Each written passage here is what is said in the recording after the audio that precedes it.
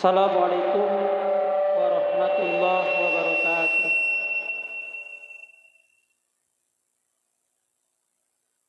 Alhamdulillahi rabbil alamin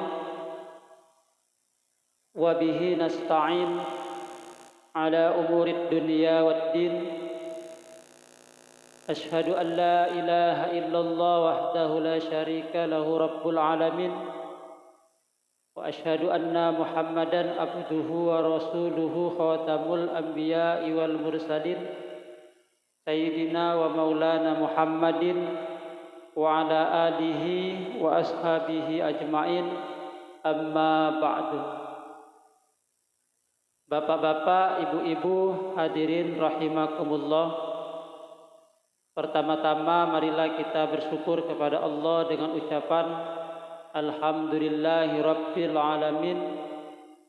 Pada pagi hari ini di penghulu para hari kita diberi kekuatan dan kemampuan yang tidak diberikan oleh Allah kepada setiap manusia, sehingga kita mengawali di hari yang paling baik dengan hal-hal yang baik, dan mudah-mudahan kita dipanggil Allah pun dalam keadaan baik. Amin Allahumma amin.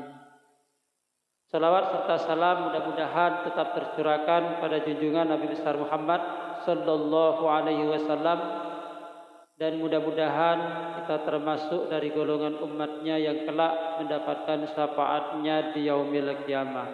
Amin ya rabbal alamin.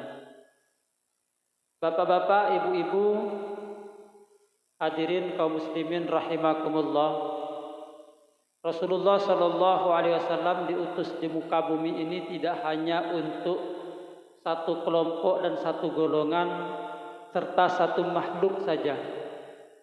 Tetapi Rasulullah diutus tidak lain untuk mencakup semua kehidupan dan semua penghidupan yang ada di muka bumi ini dan ada di seluruh jagat raya ini. Hal ini sebagaimana firman Allah Subhanahu wa taala, "Wa ma arsalnaka illa rahmatan lil alamin." Jadi diutusnya Rasul ini tidak lain untuk semesta alam, semuanya tanpa ada pengecualian. Oleh karena itu, karena Rasulullah diutus untuk semua aspek kehidupan, maka kita sebagai umatnya pun setidaknya harus memahami dan mengamalkan serta mengikuti jejak-jejak beliau, agar kita termasuk nanti orang-orang yang bisa bersama beliau di akhirat nanti dan di surganya. Bapak-bapak, ibu-ibu, hadirin rahimakumullah. Itulah sebabnya kenapa Allah Subhanahu wa taala memiliki sifat penyayang. Sebagaimana hadis Rasulullah sallallahu alaihi wasallam, Bismillahirrahmanirrahim, Ar-rahimuna yarhamukumullah, irhamu man fil ardi yarhamukum man fis sama'. Rasulullah bersabda, Ar-rahimuna yarhamukumur rahman. Jadi orang-orang yang pengasih, orang-orang yang penyayang, itu mereka semua pasti akan disayang dan dikasih oleh Allah Subhanahu wa ta'ala. Nah, ini jadi PR bagi kita. Dengan tetangga kita penyayang atau tidak, pengasih atau tidak. Dengan anak keluarga kita ini pengasih penyayang tidak. Dengan makhluk kita ini pengasih dan penyayang atau tidak. Karena Rasulullah sudah mengajarkan irhamu man fil ardi yarhamukum man fis sama'. Sayangilah apa saja yang ada di bumi ini, pasti ini yarhamukum man fis sama'. Yarham, kita lihat dari konteks kalimatnya yarhamukum. Jadi kalau yarhamukum ini dalam bahasa Arab, dia pekerjaan yang dikerjakan saat ini dan berlangsung tanpa ada batas akhir. Jadi kalau Allah kalau Rasulullah bersabda yarhamukum man fis sama, artinya kalau kita memulai dengan mengasihi dan menyayangi apa saja yang ada di muka bumi ini, maka nanti Allah akan mulai kasih sayangnya kepada kita tanpa batas sampai kapanpun. Hal ini sesuai dengan kisah Umar bin Khattab. Suatu hari Umar ini jalan-jalan ke pasar. Beliau jalan ke pasar melihat ada seorang anak memegang burung. Umar melihat kasihan burung ini, mau terbang-terbang tidak bisa karena dipegang oleh anak ini. Kemudian Umar berkata kepada anak ini, "Ya Fulan, saya beli burungnya." Maka dijuallah sama anak ini. Setelah dibeli oleh Umar, dilepas burungnya, terbang bebas. Ketika Umar bin Khattab wafat, meninggal dunia, banyak kaum muslimin yang berjumpa Umar bin Khattab dalam mimpinya. Nah, ini beberapa waktu yang lalu pernah kita bahas, kalau orang-orang mukmin melihat orang-orang yang meninggal, itu sepertiga daripada kenabian. Artinya banyak benarnya, ada benarnya. Kalau misalkan ada keluarga kita yang meninggal dunia, kemudian ada orang bermimpi bertemu, misalnya ada ini pesan itu, lihat orangnya. Kalau orangnya mukmin, soleh, ibadahnya kuat, itu banyak benarnya, ada benarnya dari mimpi itu. Tapi kalau orangnya ini toleh, orangnya fasik, tidak banyak berbuat kebaikan, dia mimpi bertemu, wah itu bohong, setan yang banyak mempengaruhinya. Misalkan si Fulan bermimpi, ada orang tua kamu kemarin minta ini itu ini, benar, persis. Memang bisa disebutkan oleh orang itu. Kenapa? Karena ya setan kan nampak, jin itu nampak, dia lihat, dia kasih tahu dalam mimpi itu. Gini. Nah, lihat orang. Kalau orangnya itu orang-orang soleh, itu ada benarnya di mimpi itu.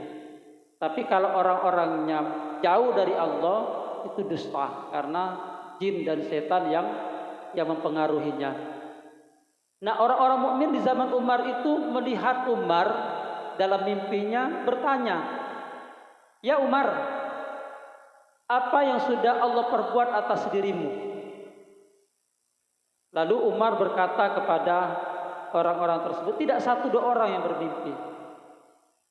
Ketika kalian semua, kata Umar, meletakkan jasad saya di dalam tanah, kemudian kalian timbun jasad saya dan kalian tinggalkan sendirian, maka saat itu datanglah dua malaikat yang gagah perkasa sehingga melihatnya saja pikiran saya hilang. Seluruh sendi-sendi tubuh saya seakan-akan hancur melihatnya. Oh, itu Umar bin Khattab, orang yang dijamin masuk surga, melihat malaikat saja beliau berkata demikian, hilang ingatannya. Belum ditanya, baru melihat saja sudah seakan-akan hilang ingatan saya. Seluruh persendian saya hancur, rontok karena melihat keperkasaan dua malaikat tersebut. Bayangkan kalau orang-orang yang tidak dekat dengan Allah, baru mendengar langkahnya saja mungkin sudah hilang. Mau ditanya udah lupa semua jawabannya. Umar saja demikian, setan aja takut begitu malaikat Munkar dan Nakir datang, beliau berkata demikian.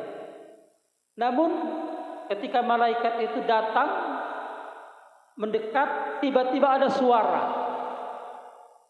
"Wahai malaikat Munkar dan Nakir, tinggalkan hambaku ini, karena aku menyayanginya." Suara tersebut berkata, akhirnya kedua malaikat itu pergi. Lalu sahabat tadi bertanya, "Apa yang menyebabkan engkau mendapat kemuliaan seperti wahai Umar? Apakah karena ketegasanmu? Apakah karena kezuhudanmu? Apakah karena kealiman dan kesolehanmu? Ataukah karena kebijaksanaanmu? Itu ditanya oleh sahabat. Lalu Umar berkata, tidak, Allah Subhanahu wa ta'ala menyayangiku karena dulu aku pernah menyayangi makhluknya di waktu aku masih hidup di dunia. Jadi Umar bin Khattab mendapatkan kemuliaan yang demikian di alam kubur karena beliau semasa hidupnya pernah menyelamatkan burung dari genggaman anak tadi karena beliau merasa kasihan. Pak ini yang punya burung di rumah disangkar udah mulai mau melepaskan. Itu Pak burung. Kenapa? Karena Rasulullah mengatakan kasihanilah apa saja yang ada di bumi, insya Allah kalian semua akan disayangi oleh Allah. Nah ini yarhamukum ini disayang oleh Allah sampai meninggal dunia pun disayangi oleh Allah Umar bin Khattab. Karena yarhamukumnya ini mulai dari sekarang tanpa batas kasih sayang Allah itu kepada orang yang menyayangi makhluknya di dunia ini. Maka yang punya burung lepaskan aja mulai sekarang. Mahal Pak, daripada besok udah disayangi Allah. Itu sayangi. Apalagi kita ini maghrib, jangan-jangan ini jadi ujian bagi kita, banyak nyamuk, kita bunuh. Wah, itu kita tidak sayang dengan makhluk Allah. Nah, coba kita biasakan mulai besok yang ada nyamuk di masjid, nah jangan kita bunuh. Wah, gatal Pak gini, ya mungkin jangan-jangan itu ujian bagi kita. Irhamu, ingat Nabi Sulaiman. Nabi Sulaiman itu ketika dia bawa pasukan mau perang, ada semut berderet berjalan, lalu Nabi Sulaiman mendengar kata-kata semut, wahai pasukan semut, masuklah kalian semua ke dalam lubang. Kalau tidak kalian semua akan diinjak oleh Nabi Sulaiman dan bala tentaranya. Itu diabadikan dalam Al-Quran. Nabi Sulaiman langsung berhenti dengan pasukannya, menunggu semua semut masuk ke dalam lubang untuk berlindung. Artinya apa? Nabi Sulaiman juga menyayangi makhluk-makhluk Allah walaupun itu semut. Kita kalau ada semut merah gigit, wah duduk Pak. Kalau perlu dibakar semuanya, dikasih minyak. Itu dulu waktu saya masih kecil. Kalau sekarang mikir-mikir lagi. Irhamu man fil ardi yarhamukum man fis sama. Kasihanilah dan sayangilah semua yang ada di bumi ini, niscaya kalian semua akan disayangi Allah, sampai seperti kisah Umar sampai beliau sudah meninggal. Dulu bapak-bapak, ibu-ibu, ada seorang ahli ibadah di zaman Bani Israel. Dari Bani Israel di zaman Nabi Musa itu ada seorang laki-laki ahli ibadah. Suatu hari beliau lewat di padang pasir dan melihat gundukan pasir. Gundukan pasir yang begitu besar, dan saat itu kondisi Bani Israel dalam keadaan krisis pangan. Paceklik yang luar biasa. Makanan susah ditemukan. Beliau lewat di gundukan pasir tersebut, seraya berkata dalam dirinya, andai kata aku berdoa dan dikabulkan oleh Allah, pasir-pasir ini bisa jadi gandum, niscaya akan aku sedekahkan semuanya ini kepada orang-orang yang sekarang dalam keadaan susah. Itu dalam hatinya seorang abid tersebut, ahli ibadah. Lalu tidak lama kemudian Allah Subhanahu wa ta'ala mewahyukan kepada para nabinya, di antara nabi-nabinya, untuk menceritakan kepada seorang hamba tersebut. Jadi dulu Pak Bu itu banyak nabi, bukan rasul, nabi. Jadi nabi-nabi itu kalau dihitung ratusan ribu. Kalau rasul itu ada 25. Dari Nabi Adam sampai dengan Nabi Muhammad SAW itu namanya rasul, nabi dan rasul. Kalau nabi itu banyak, tak terhitung nabi. Di antaranya ada Nabi Dis, ada Nabi Khidir yang kita dengar. Apa bedanya nabi dan rasul? Kalau nabi itu dikasih ajaran cukup untuk diri dia sendiri, tidak untuk umatnya, tidak untuk orang lain, cukup untuk dirinya. Kalau disuruh sedekah ya khusus untuk dia, tidak diwajibkan untuk menyampaikan kepada orang lain. Itu Nabi. Kalau Rasul, syariat diturunkan ke dia dan disuruh menyampaikan ke orang lain. Itu bedanya Nabi dan Rasul. Allah mewahyukan kepada para nabi-nabinya di antara nabinya untuk menceritakan, menyampaikan kepada hamba tersebut, sesungguhnya engkau wahai hamba, yang orang Bani Israel tadi, laki-laki yang berkeinginan andai gundukan pasir tadi itu jadi gandum, dia akan sedekahkan.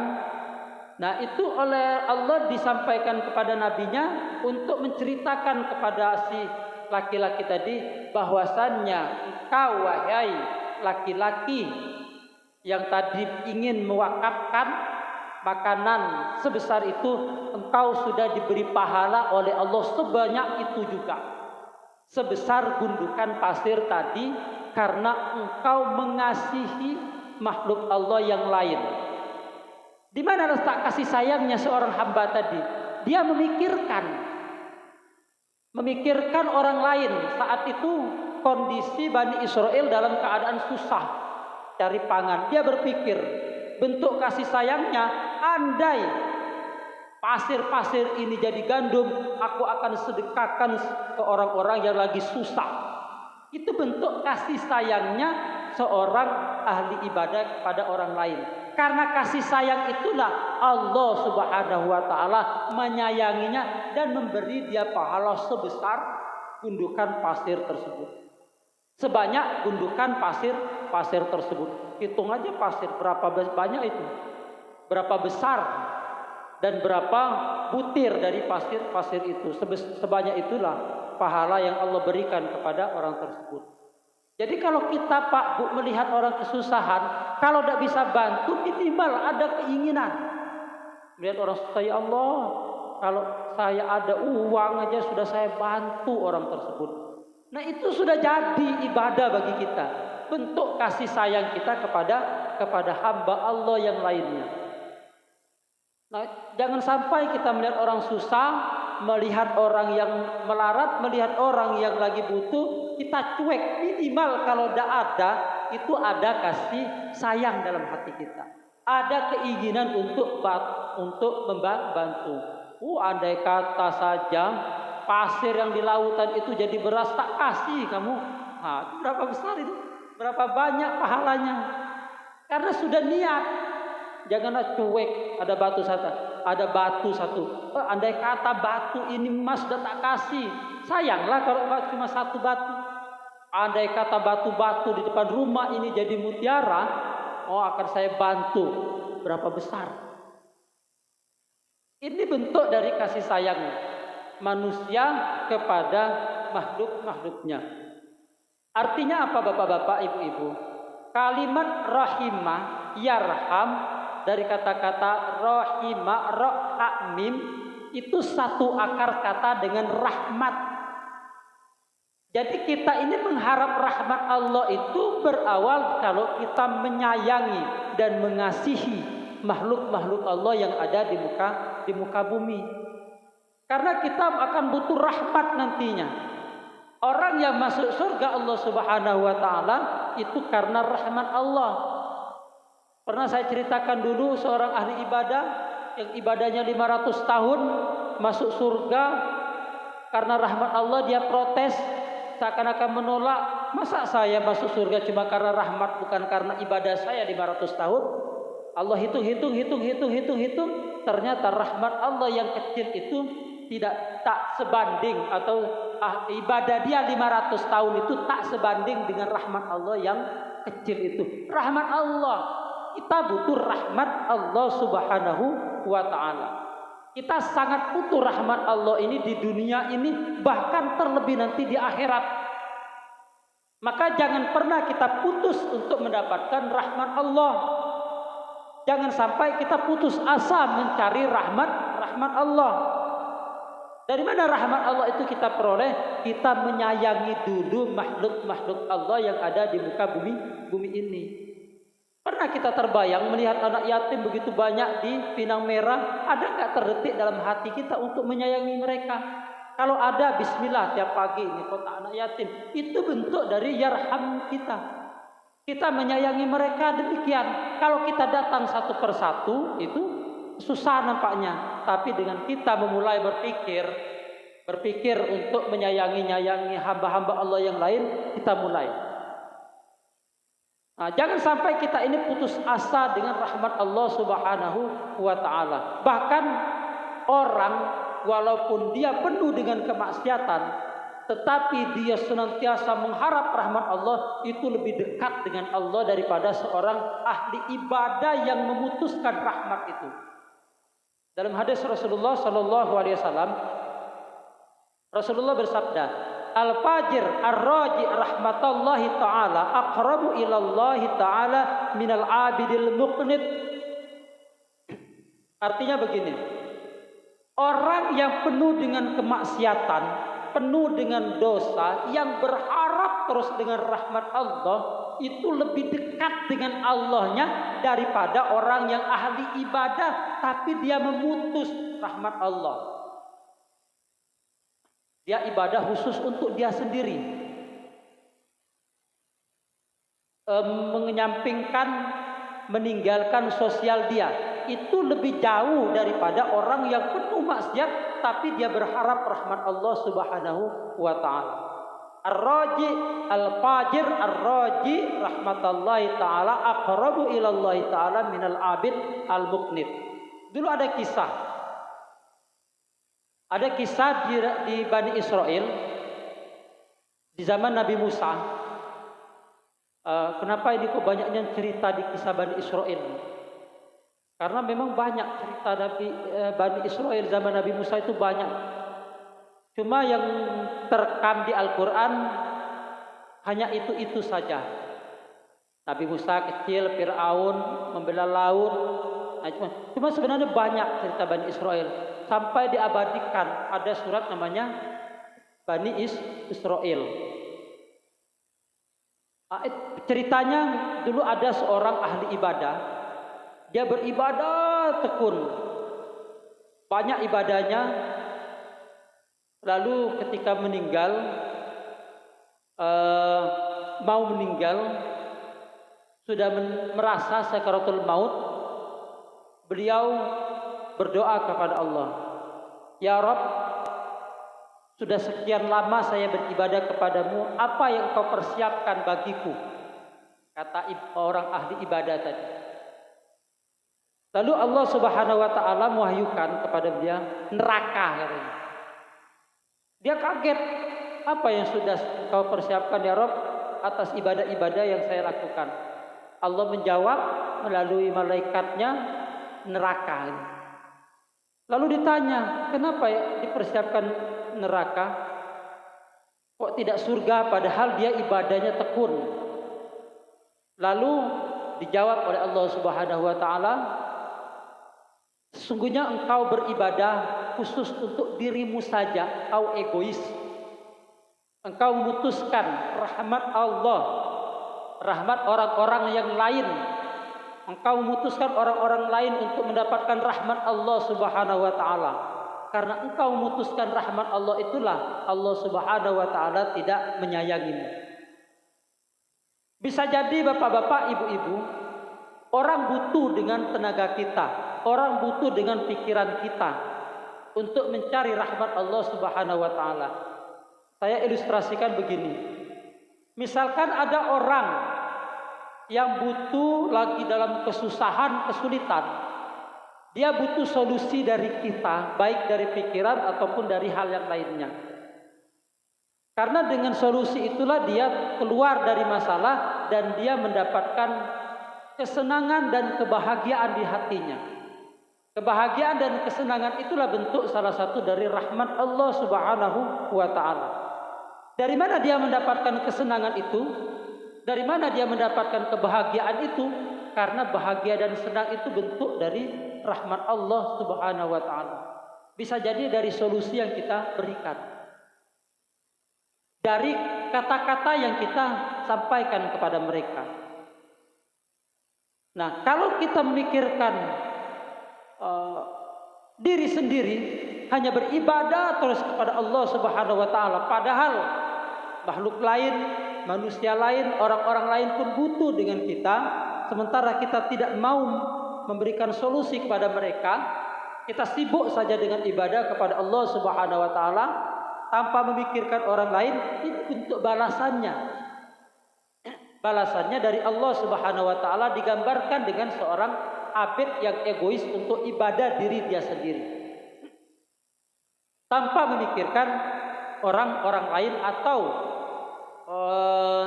memutuskan harapan orang lain untuk mendapatkan rahmat Allah Subhanahu wa taala. Jadi saat kita ini hidup, kita pun harus punya sosial. Kita pun harus punya bagaimana rahmat Allah itu sampai kepada orang-orang yang ada di sekitar kita. Jangan sampai kita hanya memikirkan untuk diri kita sendiri. Jangan sampai kita hanya mementingkan diri kita sendiri, seakan-akan kita mau beribadah itu mau masuk surga sendiri. Kenapa kita anjurkan untuk mengajak orang lain, untuk dakwah kepada orang lain? Tugas untuk mengajak kepada kebaikan itu bukan tugas hanya orang-orang tertentu, tapi bagi kita semua. Tidak usah jauh-jauh kita mengajak kebaikan itu, minimal keluarga, tetangga kita yang paling dekat. Itu bentuk daripada tugas kita sebagai khalifah di muka bumi ini untuk mengajak kepada Allah Subhanahu wa taala. Jangan sampai kita melihat tetangga kita jauh dari Allah tanpa kita ajak mereka untuk beribadah kepada Allah. Kita takut nanti seperti kisah dari seorang Bani Israel yang dikisahkan dalam kitab-kitab ini. Ini kitabnya kita ambil dari Al-Mawaid Al-Uskuriyah. Di sana hadis yang dikaitkan dengan kisah-kisah terdahulu. Hadis Rasul dikaitkan dengan kisah-kisah di zaman sebelum Nabi Muhammad Sallallahu Alaihi Wasallam. Itu rahmat Allah. Kita tidak boleh putus mengharap rahmat Allah, tapi kita pun jangan memutus rahmat Allah kepada orang yang berharap rahmat Allah. Ada orang yang butuh, kita sampaikan. Dulu ada kisah bapak-bapak, ibu-ibu, masih di zaman Bani Israel. Ada seorang yang penuh dengan dosa. Hidup dia itu tidak ada kebaikan sama sekali. Hanya ada tauhid dalam dirinya. Jadi amal ibadah kebaikan tidak ada. Penuh dengan dosa, tapi dia punya tauhid. Dia punya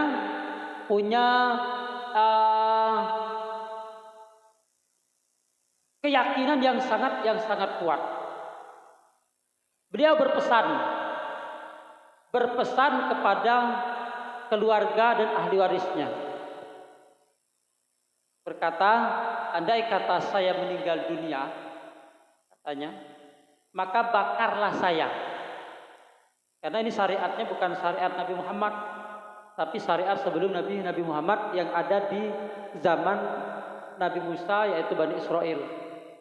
Kalau saya meninggal, maka bakarlah saya dan abunya engkau tebarkan, buang di laut ketika angin dalam keadaan besar, sehingga nanti abu-abu itu akan berterbangan kemana-mana, tidak menjadi satu.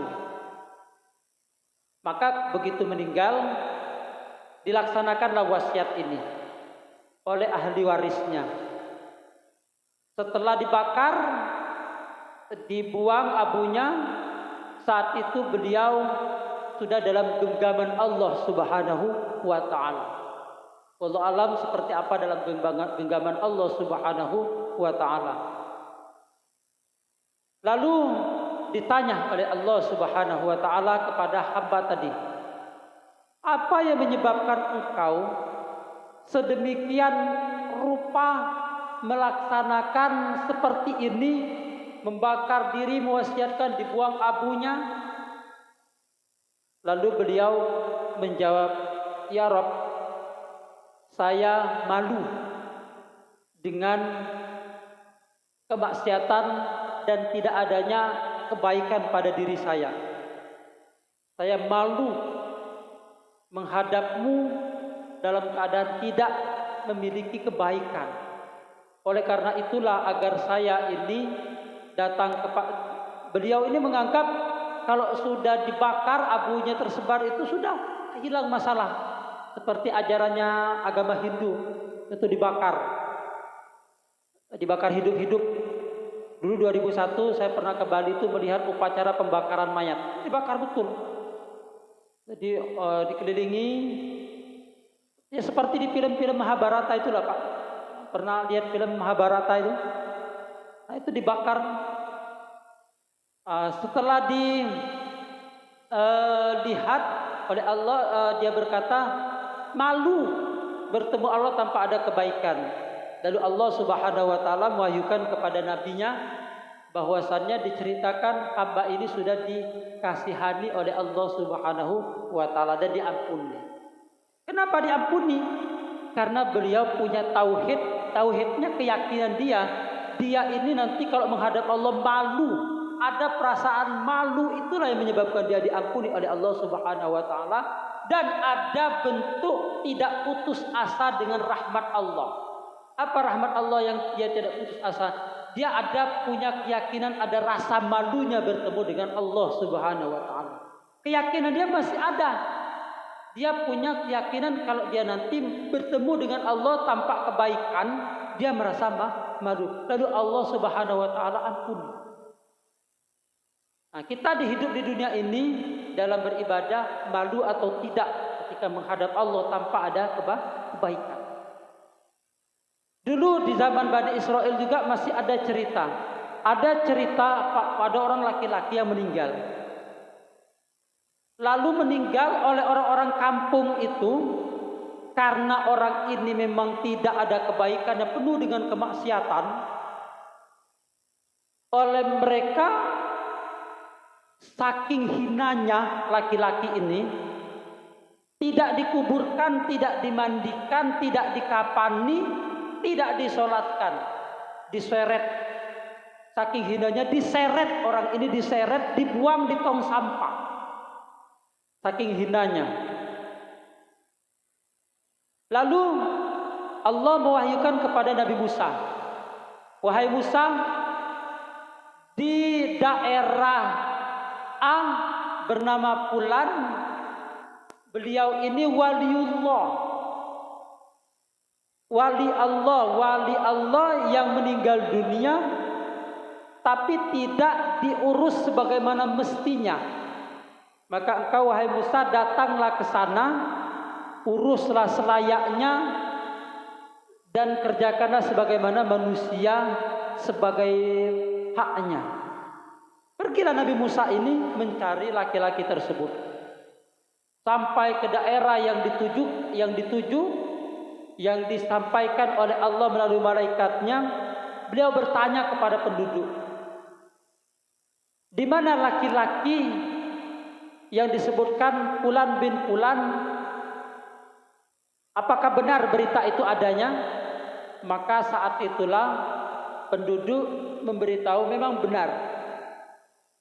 Ada laki-laki yang meninggal dunia bernama Fulan bin Fulan dan dia kami buang di tong sampah, di tempat pembuangan sampah. Maka Nabi Musa meminta bantuan kepada warga di sekitar untuk mengambil mayat tersebut. Lalu penduduk heran, kenapa engkau melaksanakan ini wahai Musa? Musa mengatakan ini adalah wali Allah. Maka saat itu Bani Israel membantu Nabi Musa lalu mengkafaninya. Maka saat itu Nabi Musa heran. Kenapa heran? Masyarakat di sekitar menganggap laki-laki ini fajir, orang yang banyak maksiat dan banyak dosanya. Kenapa Nabi Musa mengatakan Ini wali Allah. Bertanya Nabi Musa kepada Allah Subhanahu wa taala, "Wahai Musa, ya Allah, apa yang menyebabkan wali-wali laki-laki ini termasuk dari wali Allah? Padahal masyarakat sekitar menganggap ini adalah orang yang penuh dengan kemaksiatan." Maka dijawablah oleh Allah Subhanahu wa taala, "Wahai Musa, memang masyarakat di sekitar itu benar. Dia tidak punya kebaikan. Sehari-harinya adalah senantiasa berbuat maksiat dan dosa. Tapi di akhir hayatnya, di akhir hidupnya, dia mengeluh, beliau berdoa dan dia mengharap kepadaku dengan ucapan, 'Ya Rabb, wahai Tuhanku, Engkau sebenarnya lebih mengetahui daripada diriku sendiri dalam kondisiku saat ini. Engkau Maha Pengasih lagi Maha Penyayang.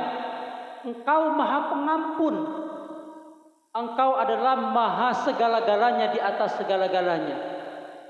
Walaupun saya ini penuh dengan dosa, ya Rabb, tetapi sebenarnya saya ini membenci dosa-dosa tersebut. Walaupun sebenarnya saya ini, ya Rabb, wahai Tuhanku, itu digolongkan nanti di akhirat dengan orang-orang fasik, orang-orang yang penuh dengan dosa dan kemaksiatan, tapi sebenarnya saya ini benci dengan kefasikan tersebut, benci dengan dosa-dosa tersebut. Saya memang melaksanakan dosa, ya Rabb, tapi saya ini sebenarnya benci dengan dosa-dosa tersebut. Saya ini sebenarnya senantiasa dengan orang-orang yang penuh maksiat, tapi sebenarnya kalau dipilih Engkau hadapkan di hadapan saya, ya Rabb, untuk membantu ini orang-orang yang penuh dengan dosa, ini orang-orang alim, pasti saya akan membantu orang-orang alim." Itu ucapannya seorang yang penuh dengan maksiat, tapi di balik itu beliau juga tidak putus dengan rahmat Allah Subhanahu wa taala. Sampai akhir ayatnya beliau tetap berdoa memohon rahmat Allah Subhanahu wa taala. Oleh karena itu Nabi kita bersabda, kita jangan sampai kalah ketika menghadapi sakaratul maut untuk senantiasa berdoa sampai akhir hayat kita memohon rahmat Allah. Wahai Musa, oleh karena permohonan dia yang tidak pernah dengan putus asa dengan rahmatku, dan aku, kata Allah, sebagai Tuhan dan Rabb yang Maha Pengasih lagi Maha Penyayang, aku malu tidak mengabulkan permohonan hambaku ini, karena dia yakin tidak akan putus dengan rahmat Allah, sehingga aku ampuni segala dosanya dan aku masukkan dia dalam golongan wali-waliku, kata Allah Subhanahu wa taala. Ini bagi kita bapak-bapak, ibu-ibu, walaupun dia, kata Rasulullah tadi, al-fajir ar-raji rahmatallahi aqrabu ilallahi ta'ala minal abidil muqnit, sesuai dengan hadis Rasulullah. Walaupun dia fajir, dia penuh dengan dosa dan kemaksiatan, tapi dia tidak pernah putus dengan rahmat Allah, mohon ampunan kepada Allah, itu lebih dekat dengan Allah daripada orang yang ibadah terus tapi dia memutuskan rahmat-rahmat Allah dari manusia yang lainnya. PR bagi kita semua untuk senantiasa mengharap rahmat Allah, tidak pernah putus dari rahmat Allah, karena dengan tidak putus dengan rahmat Allah itulah kita akan mendapatkan rahmat Allah Subhanahu wa taala. Demikian bapak-bapak, ibu-ibu, pagi hari ini kajian kita 2, bagaimana kita merahmati makhluk yang ada di bumi ini agar kita mendapatkan rahmat Allah Subhanahu wa taala. Rahmat Allah kita peroleh kalau kita menyayangi dan merahmati makhluk-makhluk yang ada di bumi ini. Usikum nafsi bitaqwallah. Tidak hanya manusia, tetapi hewan, makhluk Allah yang lain, tumbuh-tumbuhan perlu kita rahmati dan kita kasih sayangi. Terakhir, mari kita berdoa kepada Allah Subhanahu wa taala untuk Bapak Haji Abdul Majid yang saat ini dirawat di Raudhah Pak Haji, di raudhah. Mudah-mudahan Allah Subhanahu wa taala mengangkat penyakitnya, memberikan kesehatan, merahmati jasad dan ruhnya. Mudah-mudahan Allah Subhanahu wa taala memberikan kesehatan yang terbaik menurut Allah Subhanahu wa taala, dan penyakitnya menjadi penebus kesalahan-kesalahannya. Mudah-mudahan Allah Subhanahu wa taala memberikan kesehatan bagi kita semua. Dan kepada bapak-bapak, ibu-ibu yang infak pagi hari ini, kita doakan mudah-mudahan Allah ganti yang lebih baik, Allah mudahkan segala urusannya, Allah melapangkan rezekinya dan meridhoi serta menerima sebagai amal ibadahnya. Ala hadhihi niyati shalihah. Al-Fatihah. A'udzubillahi minasyaitonirrajim. Bismillahirrahmanirrahim. Alhamdulillahirabbil alamin. Arrahmanirrahim. Maliki yaumiddin. Iyyaka na'budu wa iyyaka nasta'in. Ihdinas siratal mustaqim. Siratal ladzina an'amta 'alaihim ghairil maghdubi 'alaihim waladdallin. Amin. Allahumma rabban nas adhibil ba's isfihi anta syafi la syifaan illa syifauka syifaan la yughadiru saqaman wala alama. Allahumma rabban nas adhibil ba'sa isfihi anta syafi la syifaan illa syifauka syifaan la yughadiru saqaman wala alama. Allahumma rabban nas adhibil ba'sa isfihi anta syafi la syifaa illa syifauka syifaan la yughadiru saqama wal alama bi rahmatika ya arhamar rahimin. Rabbana atina fid dunya hasanah wa fil akhirati hasanah wa qina azabannar. Alhamdulillahirabbil alamin. Demikian Bapak-bapak yang dapat saya sampaikan, mudah-mudahan ada manfaatnya. Kurang lebih mohon maaf. Kalau ada kebaikan itu datangnya dari Allah Subhanahu wa taala, kalau ada kesalahan dan kehilapan itu datangnya dari diri saya pribadi. Usikum nafsi bitaqallah. Assalamualaikum warahmatullahi wabarakatuh.